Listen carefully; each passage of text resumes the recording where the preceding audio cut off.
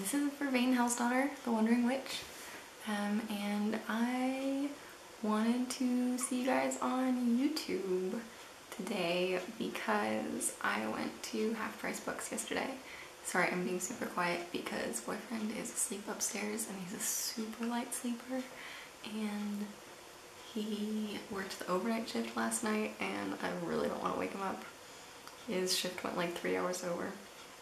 Anyhow, but I went to Half Price Books yesterday and goddamn, I can never get out of the metaphysical section of a bookstore except to visit like the craft and stationery section, and occasionally the record section. Anyhow, I got a bunch of books and 2 decks, and I just want to show you what I got. So actually the very first thing that I found is probably the thing that I'm most excited about, and that's this book here, and it's called A Senior, I guess, Women's Mysteries in the Northern Tradition. And I was like, ooh, Women's Mysteries in the Northern Tradition, that sounds like it might have a chapter on save magic, which, if you don't know, save is the women's magic that was practiced by the vulva, I believe. I might be wrong about this, which is why I'm reading about it, or gonna read about it. I have been wanting to read about it. It was supposedly either invented by Freya, or she was definitely an expert at it. And she actually taught save to Odin. It's oracular magic, and it was traditionally performed by women. And so Odin actually got a lot of shit for cross-dressing as a woman to perform save, because he thought it was just so worth learning and doing. These people are my heroes. Anyhow, so I thought it might have a section on that, and let me just show you the table of contents in this book. This book cost me like $70. So here's the first page of the table of contents.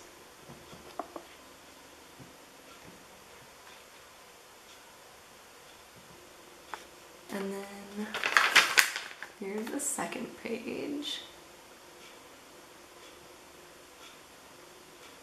It's got all of these, it goes through all these deities and like their stories, probably. Gosh, I can't see what I'm showing on the camera. Okay, and then the fourth page of table of contents is this. Goes over the runes and the vulva, and look at this. This whole section here is on save, and I am so excited. I don't know if it's gonna be any good. I'm a little worried because a lot of Norse books, well, a lot of information on northern pagan traditions are heavily infused with racism, which I do not approve of and do not partake in. But it's very easy to find yourself like reading something about Norse mythology or like Norse traditions and then like realize halfway through, wait a second, the person writing this is being horribly racist. That's really not cool. So I don't know, I can't recommend this yet, but I'm going to read it and I'm going to glean what information I can, and hopefully I'll be back to do a book review on it. I'm super excited, and it's by Sheena McGrath.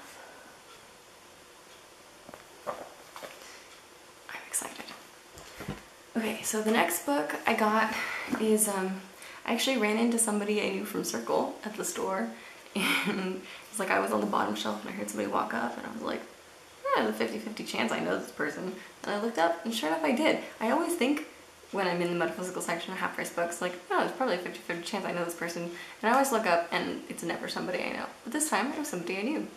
And so we talked about the books we were finding, and she was like, oh, the 21 Lessons of Merlin.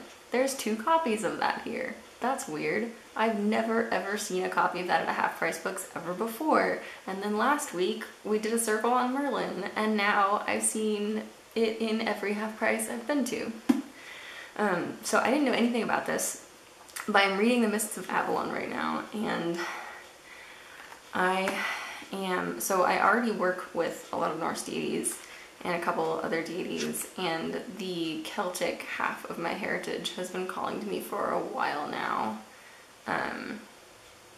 I'm actually like in heritage pretty much half Germanic, half British Isles, Celtic-ish, with like some other things thrown in. American.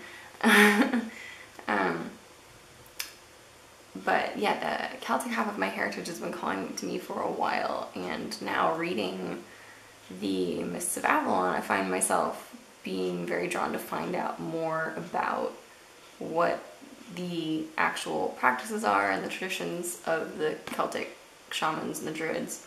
And so I don't know anything about this book. From the back it looks like, I'm not sure if it's like a work of fiction with a lot of like nonfiction information woven in, or if it's nonfiction. It looks like it's shown through a story. But it came highly recommended by some of the women from the circle I sometimes attend, and it's called The 21 Lessons of Merlin, A Study in Druid Magic and Lore by Douglas Munro. I am very excited to read it. Here's the whole cover. And this was, I want to say this one was like $5, $5 or $6. And then the Women's Mysteries in the Northern Tradition was like $7 or $8. And then the third book I got, and I don't know anything about this. I've like heard of it a couple times. I don't know if I'm gonna agree with it at all. I don't know if it's gonna be useful for me. And so I actually paid $7 or $8 for this one too. This is The Artist's Way. I've just heard a lot about it. I know it sold really well, and it's called The Artist's Way, A Spiritual Path to Higher Creativity. And insofar as I'm like starting to actually try to make money off of my artwork, and like have been doing some of that, which is exciting, that makes it a lot more stressful when suddenly I am not moved to make art. And it's like there's all this is like the fruits of my past, and people are like, oh, well, we've seen you create great things before, so why aren't you making shit now? And I'm like, cause I'm overworked and underinspired. But so this is supposedly has a, so the woman who wrote it, Julia Cameron, yes, woman, this is basically her course notes from a course that she teaches in like unblocking creativity. And so it's organized into 12 weeks of courses, and there's recovering a sense of safety, recovering a sense of identity, recovering a sense of power, integrity, possibility, abundance, connection, strength, compassion, self-protection, autonomy, faith. There's a lot of, I don't know anything about this. I don't have any expectations, but I figured it might be helpful down the road. So I got it, and we'll find out if that's a good idea or not. And then the last book that I got is this one, The Fortune Teller's Bible. I also don't know if it's going to be any good really, but this one was $5. And I just kind of flipped open to it looks kind of like it's one of those like written for fun type things as opposed to like actual good information. But I was like, whatever, I'm betting $5. And I looked at the table of contents, and the table of contents is just chock full of all these different methods of divination. And if you can believe it, my other best reference on that includes like many different methods of divination, because I'm not a huge fan of my Buckland book, is I feel ashamed to admit this. What's it called? The Sorcerer's Companion. It's like a Harry Potter companion book. And it was the first place that I learned about any weird divination. They've got this chapter on divination, and it just goes into all these different types of divination. They go into astragalomancy, electromancy, tasseomancy, and it's actually got some like pretty good tables and instructions. But I can't take myself seriously as a witch using a Harry Potter companion book as a divination guide. I don't know if I'll be able to take myself seriously using this either. And I mean, I mostly use this here, and I use a lot of the internet, and a lot of just like pieces of specific books. And so I have some good rune books, so the rune chapter is probably pretty irrelevant to me. Same thing with tarot. But I know like nothing about astrology, and I know how to do numerology, but I'm really pretty bad at remembering what a lot of the numbers mean, except for, like, I know some basic meanings of some of the numbers, but then I get lost. Like, I pretty much know what my numbers mean, but I want to be able to, like, be pretty good at being able to do other people's numbers. And so, and this has a 30-page chapter on numerology. Let me flip to that, because I figured I'm willing to bet $5 on 30 pages of information about numerology. And if it's good, all the better. And then anything else that comes in this book is just a free bonus. So here's the numerology section. Oh, focus, there we go. And then it starts with how numerology works, the numbers of numerology, the numerology system, calculating the numbers, and then it goes through 1, 2, 3, 4. Wonder, does it have the power numbers? Yeah, it does. 11, 22. That's it. And then it goes to calculating your year numbers, changing your name, choosing a business name, house names and numbers, sample numerological reading. Okay, so that's probably pretty good. I mean, I don't know if the information is good, but it's certainly pretty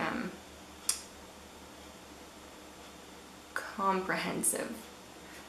So I'm definitely excited to look more into this book.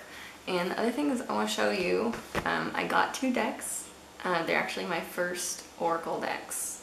I went in kind of wanting another tarot deck. They didn't have any tarot decks at this location, but they had a bunch of copies of a couple different Oracle decks, and these 2 both called out to me.